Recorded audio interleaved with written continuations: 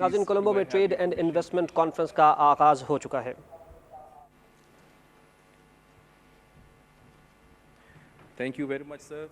ناظرین، کولمبو میں trade and investment conference کا آغاز ہو چکا ہے۔ قومی ترانے سے اس کانفرنس کا باقاعدہ آغاز کیا گیا۔ آپ کو بتاتے چلیں کہ وزیر اعظم عمران خان وہاں پر موجود ہیں۔ the Prime Minister of Sri Lanka, honorable ministers and state ministers, esteemed business delegates from Sri Lanka and Pakistan, distinguished guests, ladies and gentlemen, Assalamu alaikum, good morning, Ayo Bhuvan. Welcome to the first ever Pakistan-Sri Lanka Trade and Investment Conference organized by the Ministry of Commerce, Government of Pakistan in collaboration with Trade Development Authority of Pakistan, Board of Investment Pakistan and the High Commission of Pakistan in Sri Lanka. To officially start the day's proceedings, I would like to invite His Excellency Major General Retired Muhammad Saad Khattak, the High Commissioner of Pakistan to Sri Lanka, for his welcome remarks.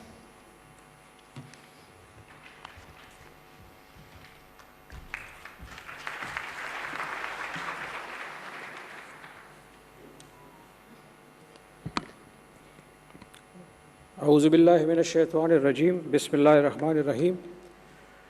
قل اللہم مالک الملک تؤتی الملک من تشاء وتنزع الملک ممن تشاء وتعز من تشاء وتذل من تشاء بیدک الخیر انک علی کل شیء قدیر۔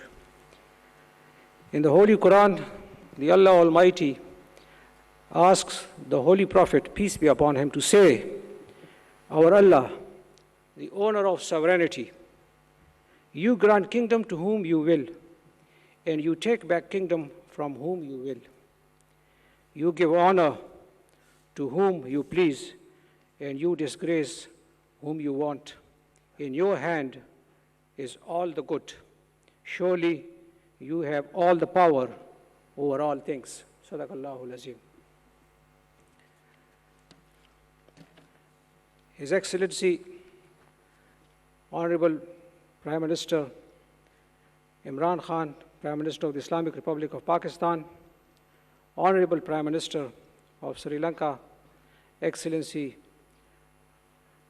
Mahinda Rajapaksa, respected dignitaries, esteemed businessmen, ladies and gentlemen, Assalamu alaikum and good afternoon. It gives me a pleasure to welcome this large presence of businessmen as well as government officials of both countries at the Pakistan-Sri Lanka Trade and Investment Conference organized by the Ministry of Commerce, Trade Development Authorities of Pakistan, and Board of Investment of Sri Lanka in coordination with the High Commission of Pakistan in Colombo. It clearly reflects our common desire for sustained socio-economic development of our people through mutually beneficial bilateral trade and economic ties. Ladies and gentlemen, the Pakistan-Sri Lanka relationship is deep-rooted, time-tested, and proven.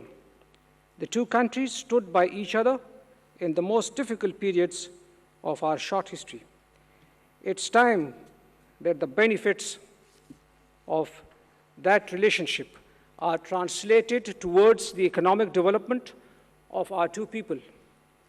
A change of focus from defense and security-centric relationship towards greater economic, social, and cultural engagement is the need of the time.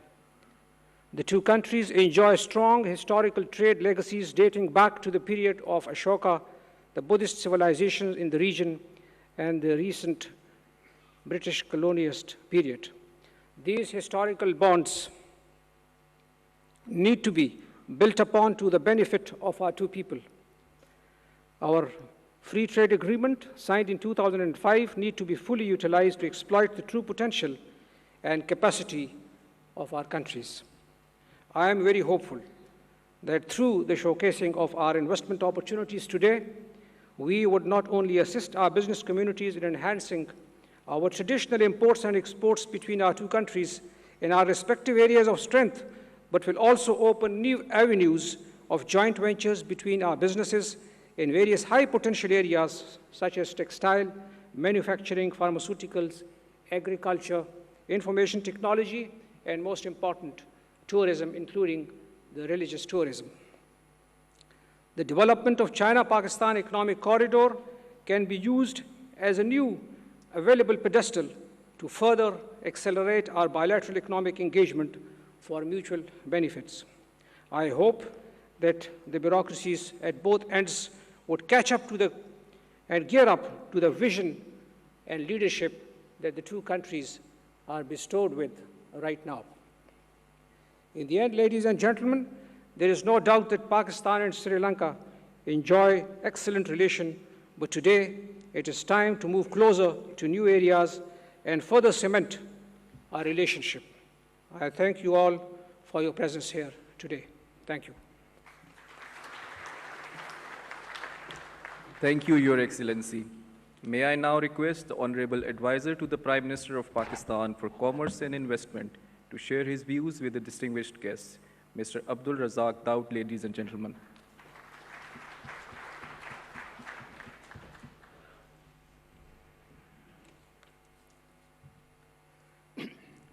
Bismillahirrahmanirrahim.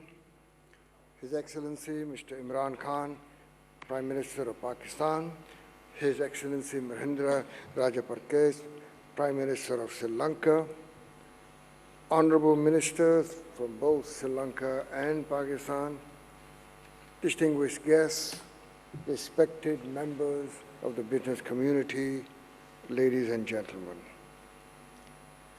It is a great honor and a pleasure to be here at this trade and investment conference that has been organized by the Ministry of Commerce.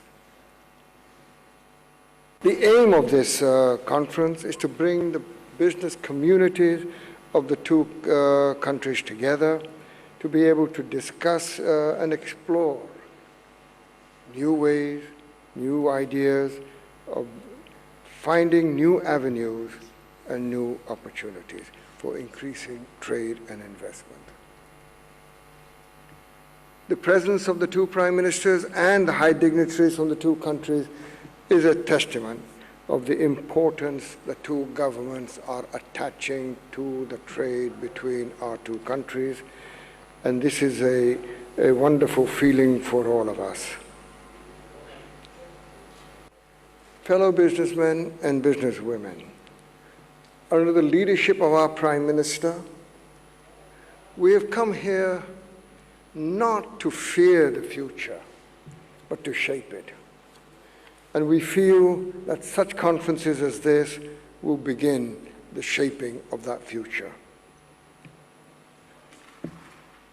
Also, in shaping that future, I would like to raise a few points.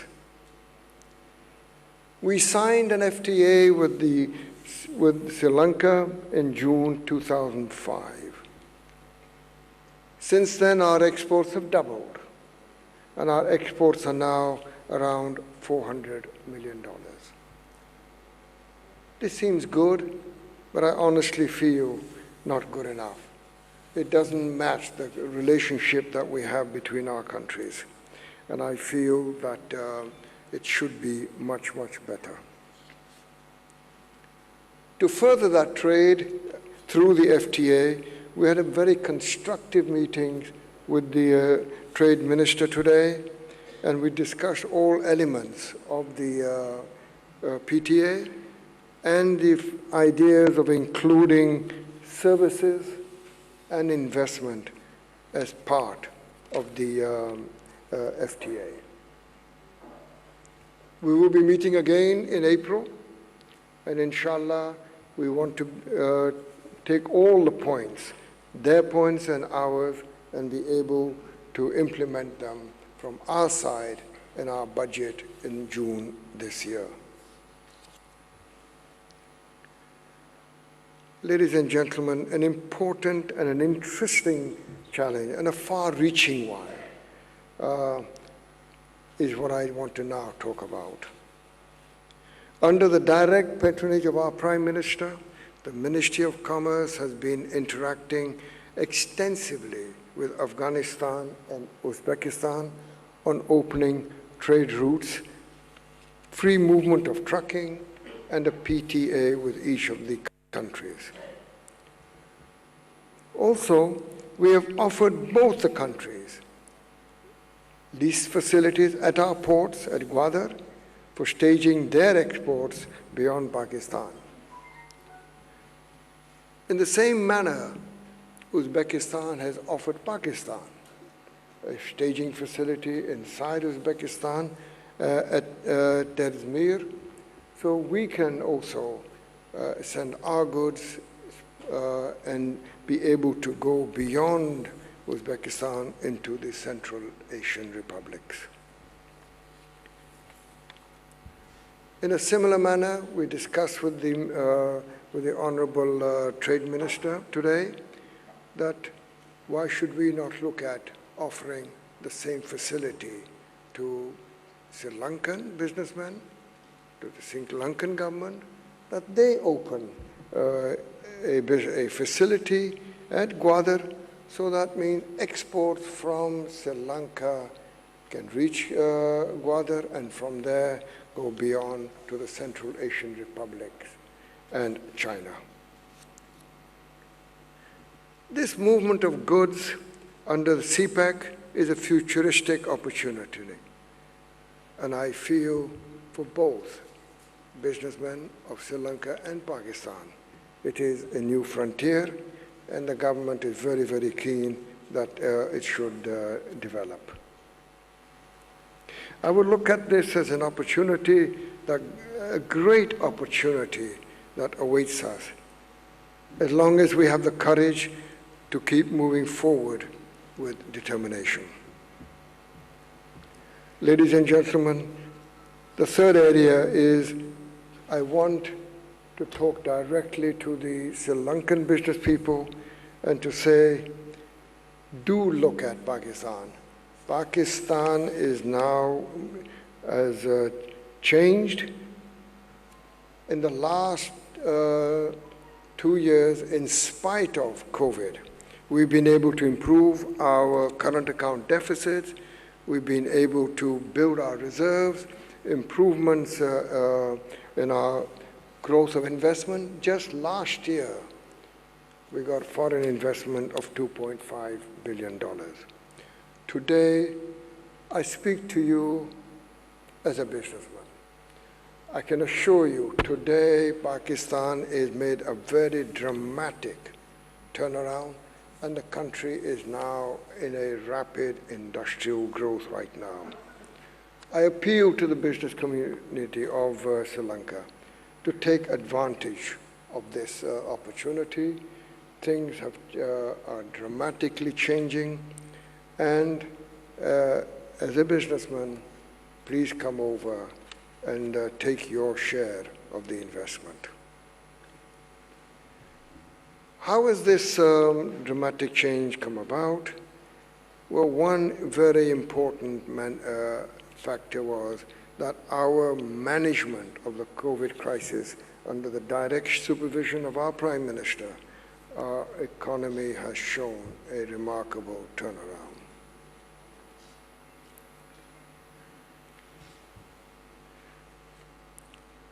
I now say finally that we stand at a moment where our capacity to change our economic relationship is unmatched.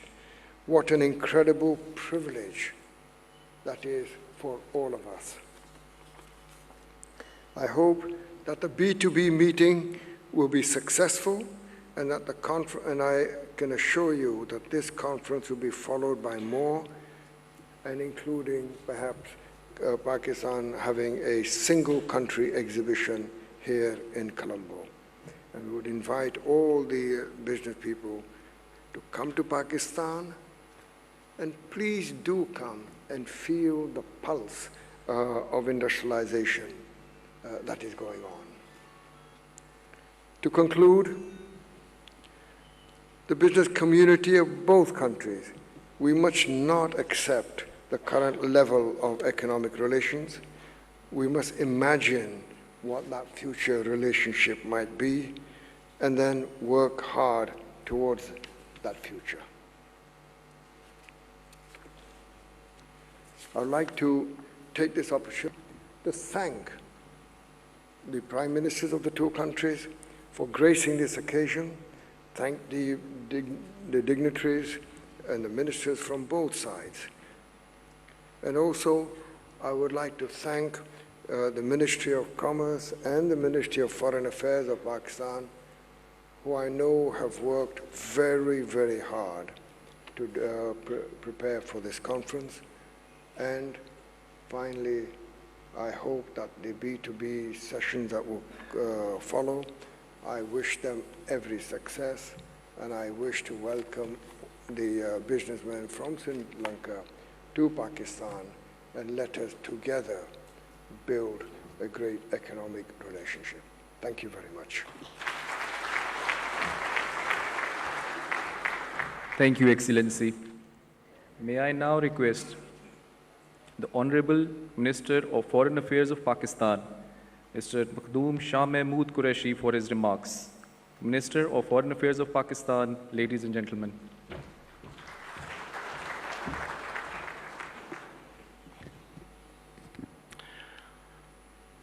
Prime Ministers, Ministers of the Cabinet, participants of the first Pakistan-Sri Lanka Trade and Investment Conference, thank you. Thank you for participating in this first conference.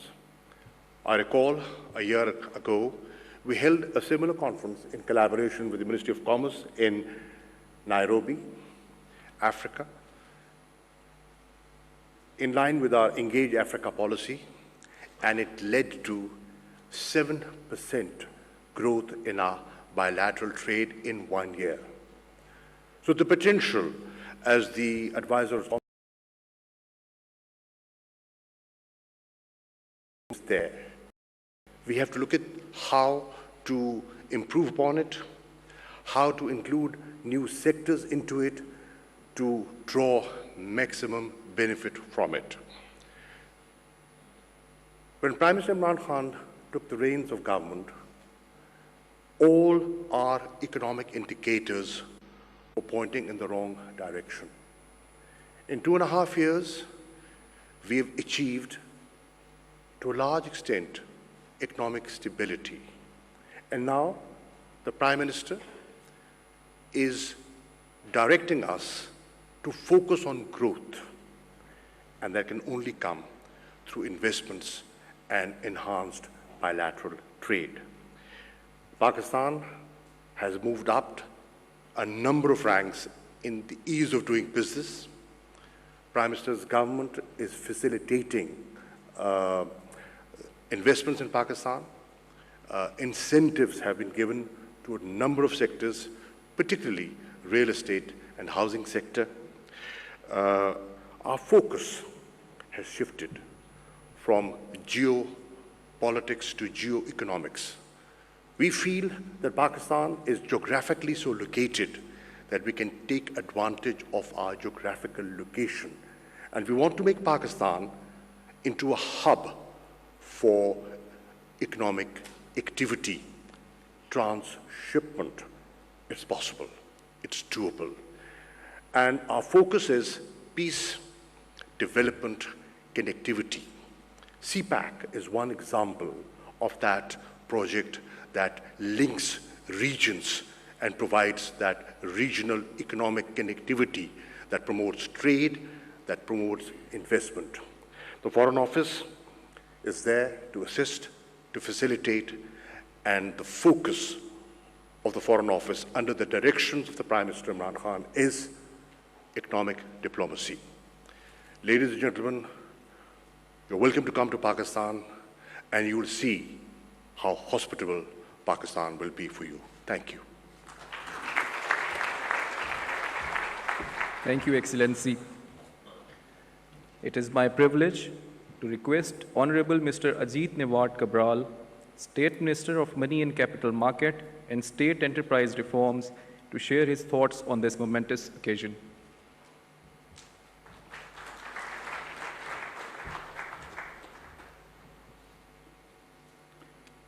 Honorable Prime Minister Imran Khan, Honorable Prime Minister Mahinda Rajapaksa, Honorable Ministers, my dear friends.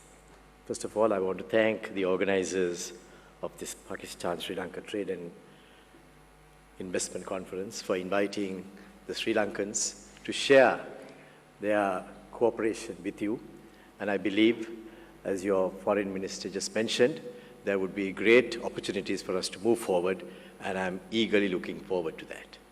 At the same time, I think it's a privilege to be able to speak when two prime ministers are there to represent their country's economic sphere, and I believe it's a very rare occasion to do that, and I'm actually very privileged to do that. Our two countries, Honorable Prime Ministers, have had a long way since we gained independence. You in 1947 and we in 1948. Over the last 70-odd years, we have broken free from many shackles of colonialism. We are finally beginning to think big into the next era where we are going to take our countries. I have listened to both speeches of the Pakistani Prime Minister as well as that of our own Prime Minister. And we have seen a thread which is common, where they are talking about bringing the poverty down, making sure that the fruits of development reach every sphere of the country's people, and those are very important outcomes that we all need to be looking at. We are also very concerned about the people of our country and about the destinies that they would carry for the future. Since 1947, Pakistan has been independent and we have been independent. But by 1992, in 45 years, Pakistan was able to win the World Cup under your current Prime Minister. We used to be very happy to watch him play cricket. Only when he plays cricket against us, we were not very happy. But nevertheless, we have been delighted with the exploits of Pakistan. Perhaps as a result of that, we also took the courage, and by 1997, 49 years since our independence, we beat Australia to become the champions. You beat England to become the champions. And those two countries, which were the two countries that started cricket, were both beaten by two countries of the subcontinent, Pakistan and Sri Lanka. So I think we have shown the world that we can do it. And now we are in the process of doing it. But we have not done so well in our cooperation with regard to trade and investment. As your foreign minister just mentioned, the targets that we have set for ourselves seem to be quite low, in my view. We shouldn't be looking at $300, $400 million of trade and investment. We should be looking at a lot more. The relationships that we have, the friendships that we enjoy, the way in which we have cooperated with each other tells us that we should be talking about trade and investment in the billions. Let's see whether today would be the day where we start on that journey, where today we will find ways and means by which we can cooperate to bring up those numbers that we should be actually reaching out to. We can cooperate, Honorable Prime Ministers, in many ways. We all have understood that there is a resource gap within our countries, and that resource gap has to be filled with investment. In the past, in the colonial days, many of those countries that have reached very high per capita incomes today didn't have to have the resource gap filled with investment. They had the ability to go to other people's countries and take resources, and today they have reached the levels that they have. But we have not had that situation. We have to reach out for resources, we have to invite investment, we have to take loans, and we have to reach out and make sure that our countries progress. So let's see how can we do that. We have to make sure that we invest in each other's countries. I was a former governor of the central bank, and my experience there tells me that we have been for a long time investing in the Western countries, investing in A-rated countries, which are given by various rating agencies, and we get 1% return. But when we go to borrow, we pay 7% return. We have to pay a 7% return. So we have, at the outset itself, we have an interest differential of around 6%, which we carry right throughout. So if you have reserves of $10 billion, Honorable Prime Ministers, you will have a 6% negative return on the total reserves that you have. $600 million is a lot of money. So I think we need to now think differently as to how we can cooperate with each other, where we can invest in each other's countries. Your State Bank of Pakistan, our central bank, should now be looking at ways in which we can cooperate. Those are the tickets in cooperation. We must reach out for trade within our private sectors, no doubt. It's a very important part. But we need to also look at these big tickets where we can make a difference in the way we would do business between countries in the future. Your Prime Minister, Imran Khan, made a fervent plea that there should be a moratorium post-COVID in order to give the support to the countries that need to have some space in order to deal with the pandemic. I don't think it has been responded to sufficiently. Our President himself made that plea. But unlike what happened at the tsunami, immediately after the tsunami, there has been too slow in responding to these calls. If you had 1 year's grace, where all the payments that had to be made in that year to the multilateral institutions could have been postponed by 1 year, it would have meant a huge difference to countries like Pakistan, to countries like Sri Lanka, who had to grapple with the sudden drop in our foreign receipts as a result of the pandemic, where all countries had to suffer. So let's hope that we can work together in achieving that kind of a global outcome, which is essential for the growth of our countries for the future. Pakistan is about a $300 billion economy. We are an $80 billion economy.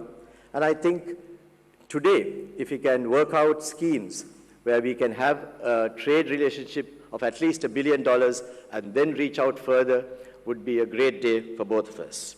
Let's make it preferred destinations. Let's make Pakistan as preferred destinations from Sri Lanka, and Pakistan in turn to do so for Sri Lanka as well. Let's visit each other. Let's play a little more cricket as well. Maybe club teams, school teams, over 50 teams. Maybe I can also participate then. Women's teams. We can have different types of engagement on that nature. We can have exchange of students. We already have that. We have to be grateful to Pakistan for providing 1,000 scholarships to our own kids who can now study there. Let's make films together. Let's invest in each other's instruments. Let's organize.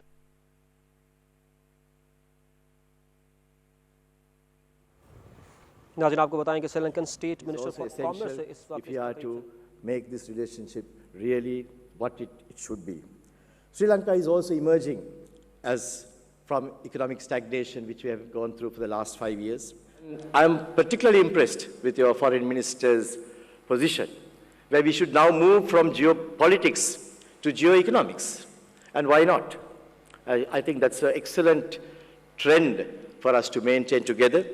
And whilst we are reshaping our economy, we would keep that in mind, Honourable Minister, because I think it would be an important way in which we could make sure that we can take forward our own country's economies. Sri Lanka has been able to go through a difficult period with the COVID pandemic, but yet maintain our low interest rates, maintain our rupee. Gradually appreciating our currency would be one of the steps that we would be taking for the future.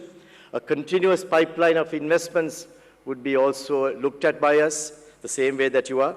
So come invest with us as well, the same way that Sri Lankans could invest with you. We have the port city, which is an exciting project. We would like you to come and consider making investments there, taking up positions there. We have the Hambantota industrial zone. I know you have some great industries going in Pakistan. You have the pharma industry, the pharmaceuticals. I met some of them last night, and it was a wonderful conversation that we had. Let's see whether we can have partnerships there, and let's promote a sustainable South-South dialogue and a South-South partnership. One of the best economists of Sri Lanka, way back in the 1980s, Dr. Gamini Korea, who was the Secretary General of UNTED, was the man who proposed the South-South cooperation. Unfortunately, initiative forward, and that would be a great tribute to a great man, and I think we owe it to him as well as to our own countries. Mr. Prime Ministers, I really appreciate this time and the fact that you have been the first visitor to Sri Lanka to come after the pandemic. We greatly value your steps that you have taken, and we hope today's event would be the forerunner for a great partnership. I know when you say partnership, you have a different way of looking at it, Honorable Prime Minister. You have been involved in great partnerships. Let's hope that this great partnership would be a truly winning partnership for Sri Lanka and for Pakistan. Thank you very much. Thank you very much, sir. And now, the moment we have all been waiting for. It is my great honor and privilege to invite His Excellency, Mr. Imran Khan, the Prime Minister of Pakistan, for his address. The Prime Minister of Pakistan, ladies and gentlemen.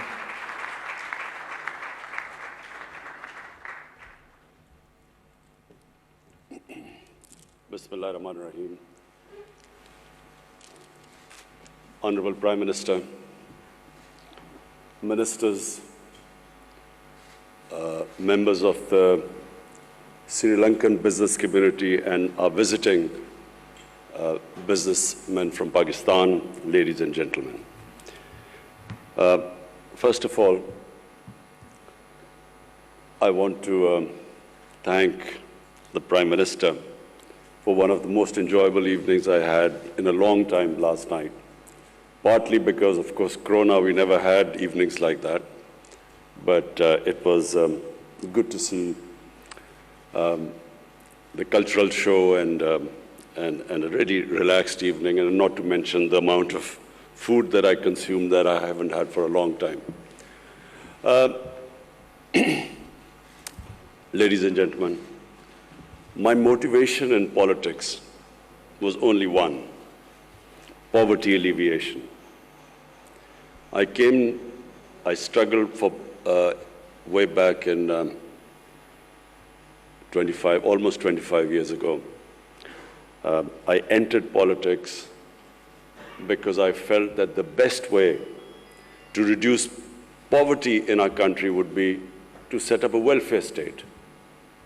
Before entering politics, I had built a cancer hospital in Pakistan, and the only reason to build the hospital was that poor people could not afford the very expensive cancer treatment.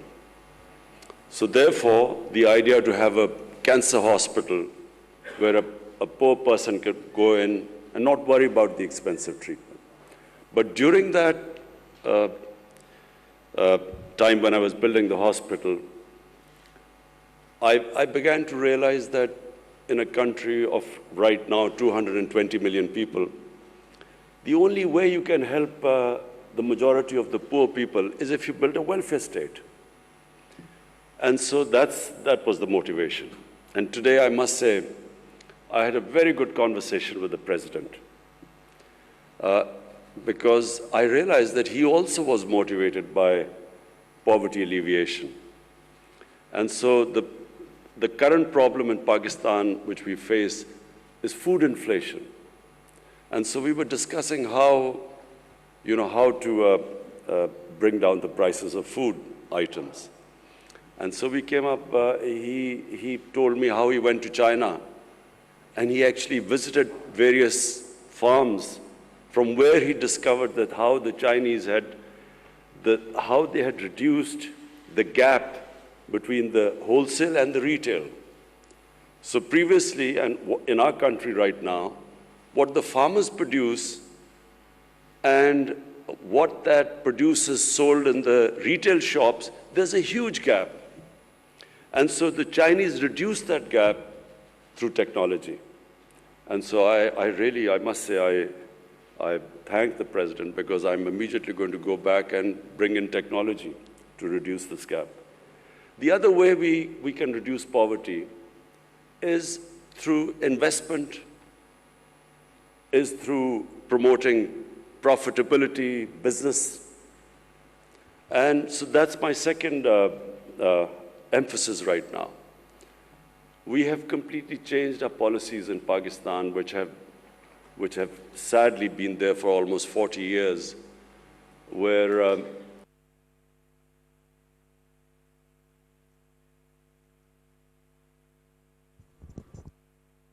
the whole government structure, the bureaucratic structure evolved such that it was an impediment in the way of investment and the business community. So this whole mindset we have been trying to change in the last 2 years and removing all the impediments, which translates into the expression ease of doing business. And we have really improved 28 spots. We've come down, our ease of doing business has improved according to the World Bank. And so the whole idea is that we generate wealth, and from that wealth we can then spend on the bottom half of our population and lift them up from poverty, which is actually what China did. And China, I must say, one thing I admire about them is that no country in human history has ever taken out almost 700 million people out of poverty in 30 to 35 years. It's never been done before. And so this is something which, your president and I had a long conversation. And of course, I've been emphasizing since we've come into power. So the reason behind backing our businesses, the business community and investment, is that if the final goal is to alleviate poverty, create wealth, alleviate poverty. The third thing you need to create wealth in any country is stability, is political stability, is having good relationship with your neighbors. Because one thing which Sri Lanka and we have had in common is that whenever you have conflict or terrorism, as Sri Lanka and Pakistan suffered from, then the first thing that it affects is the business climate, is investment, and in your case, tourism. In Pakistan also, but our tourism, of course, is not as developed as in Sri Lanka, but tourism also gets affected, and of course, Sri Lanka has suffered from. So, immediately when I came into power, I approached our neighbor, India, explained to them, to Prime Minister Modi, that the way forward for the subcontinent is for us to resolve our differences through dialogue and then improve our trading relationship and diffuse the tension. I didn't succeed, but I'm optimistic that eventually sense will prevail that the only way we in the subcontinent can get people out of poverty is have trading relationship, improve our trading relationship, live as civilized neighbors like the Europeans live. Germany and France have, God knows how many wars they've fought and how many millions have been killed fighting each other. But today, it's unthinkable for them to have a conflict because they're so interlinked together because of business. They're so interlinked, the trading ties are so strong, and especially after the European Union, that it's unthinkable that these countries could ever have another war. So similarly, my dream for the subcontinent is that we resolve our difference, and our difference is only one. It's the Kashmir issue. All we want is it to be resolved according to the United Nations Security Council resolution. And this can only be resolved through dialogue.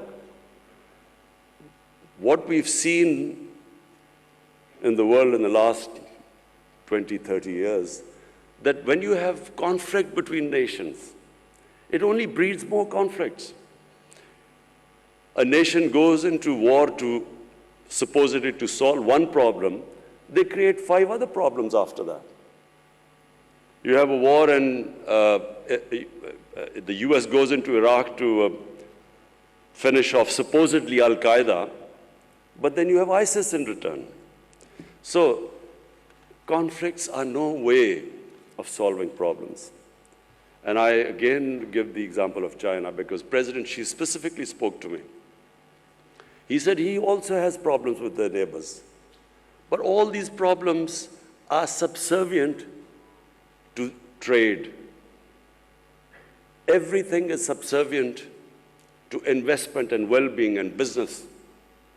And so the same thing should apply in the subcontinent. We need to resolve our differences through dialogue, not through conflict.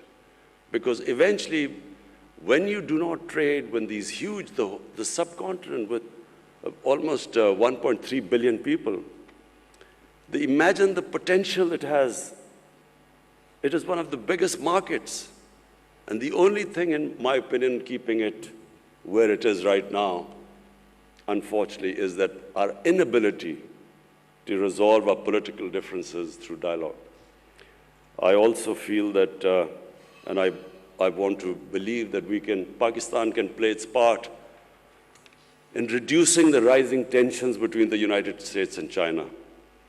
Some 50 years back, it was Pakistan which opened up China for the United States. It was Pakistan who organized the meeting between Henry Kissinger and the Chinese. So we hope that we can again play our part. We'd much rather be a country which, rather than becomes part of rivalries between countries, we actually become a country that brings other nations and humanity together. Back to Sri Lanka, we have a relationship that has huge potential for both the countries. From Pakistan point of view, I think the most we can learn from Sri Lanka is in tourism, because you have a much more advanced tourism industry compared to us. Pakistan has enormous potential in tourism, but it's completely, that potential so far is being discovered by local tourism, but not by foreign tourism. Local tourism in Pakistan has exploded. There are not enough hotels, guest houses to accommodate the massive tourism that has gone all over the country, specifically our mountain areas. For those of you who don't know, Pakistan has probably one of the most unique mountain sceneries in the world. Some of the highest peaks out of the 10, 12 peaks, almost half are in Pakistan, and along with the second highest mountain in the world. But it's a virgin territory. And why tourism has exploded in Pakistan? Because of the mobile phone. People go with the mobile phone, take pictures, put it on their Facebook, and that's how tourism has exploded locally. But I have been to a resort in Sri Lanka, and the way Sri Lankan tourism is on a different level to us. So therefore, I brought a tourism minister here, and we would like to have contacts with you in developing resorts in most of our, not just mountain areas. Pakistan also has probably the most undiscovered religious tourism. For people in Sri Lanka, what is of great interest is the Gandhara Civilization, the Gandhara Buddhist civilization. North of Islamabad was the center of the Buddhist civilization. And we have discovered various new sites for Buddhist tourists to visit Pakistan. We had a group of South Korean monks coming in who now have shown great interest in a trail where we would make it for the Buddhist community to actually make a trail for them all over where they can visit various shrines. We just recently discovered a 40 feet sleeping Buddha in Pakistan, which is quite unique.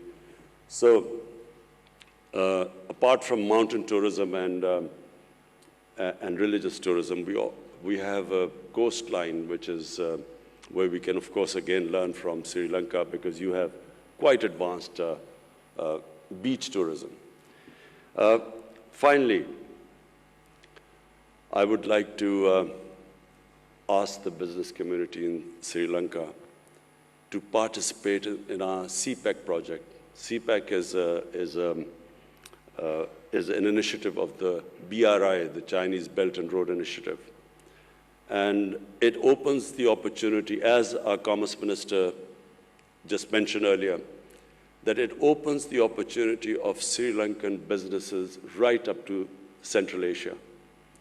It gives you an opportunity of connecting from Gwadar, which is the port, right up to Uzbekistan and the Central Asian states.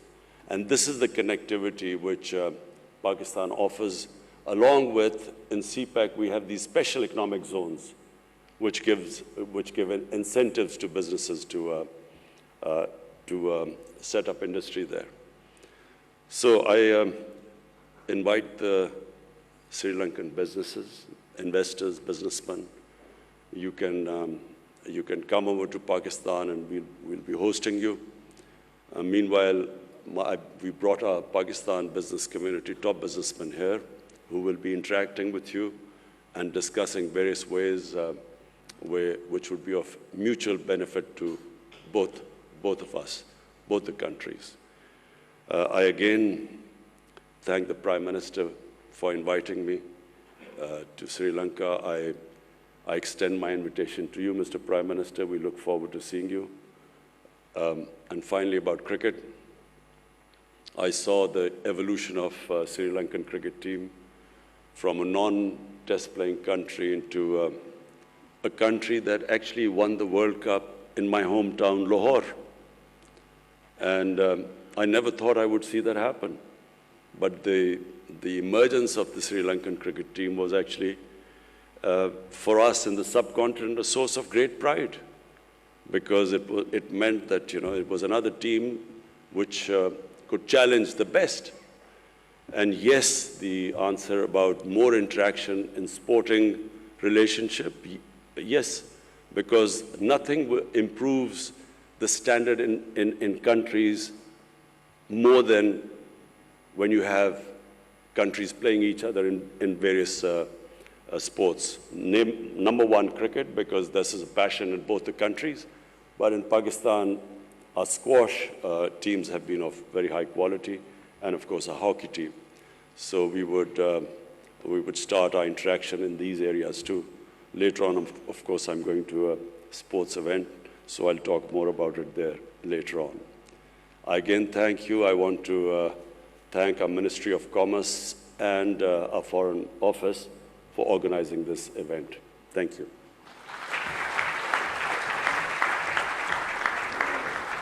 Thank you very much, Excellency.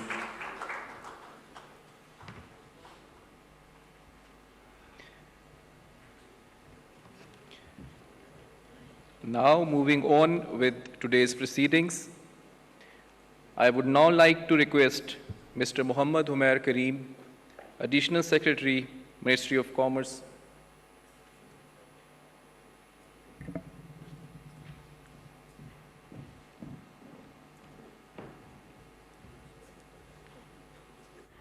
वज़ीराअज़म Pakistan Imran Khan मुश्तरका trade and investment conference से कोलंबो में खिताब कर रहे थे। उनका कहना था कि श्रीलंका के सदर के साथ गुज़श्ता रोज़ मुख्तलिफ उमूर पर बातचीत हुई है। अशाया ज़रूरिया की कीमतों में कमी के हवाले से सैर हासिल गुफ्तगू की गई है। इसके अलावा वज़ीराअज़म इमरान खान का कहना था कि कारोबारी बरादरी के लिए सहूलियात की फराहमी हमारी अव्वलीन तरजीह में से है। सरमायाकारी के ज़रिए ही यकीनन खित्ते के अवाम को गुर्बत से निकाला जा सकता है। इसके अलावा उनका कहना था कि आज दोनों ममालिक सयाहत के शोबे में ताउन को فروغ دے سکتے ہیں۔ دونوں ممالک میں تمام شعبوں میں تعلقات کو بڑھانے کے وسیع مواقع موجود ہیں۔ ساتھ ہی ساتھ انہوں نے سری لنکن بزنس کمیونٹی کو سی پیک میں پارٹیسپیٹ کرنے کی بھی دعوت دی ہے۔ اور آخر میں وزیر اعظم عمران خان نے سری لنکا کے وزیر اعظم کا شکریہ ادا کیا کہ انہوں نے ان کو سری لنکا کے دورے کی دعوت دی۔